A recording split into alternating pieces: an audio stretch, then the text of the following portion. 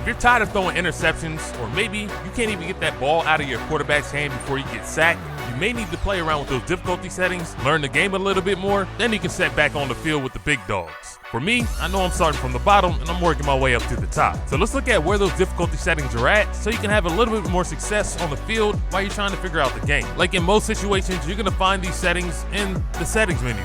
Madden's no different. So just scroll down to the settings option in the main menu. Once you get there, at the top, you're gonna have a lot of options. But for right now, we're gonna stay in the game options tab. From here, you should see the difficulty section. It has a skill level.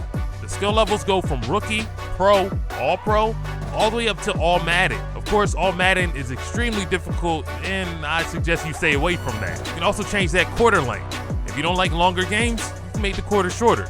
Or if you like the full length of a game, then make it 15 minutes. You can also turn on things like tackle quality feedback and gameplay helpers. Now these are on by default, so don't turn them off. Other things like injuries and fatigue meters can be adjusted in this menu too.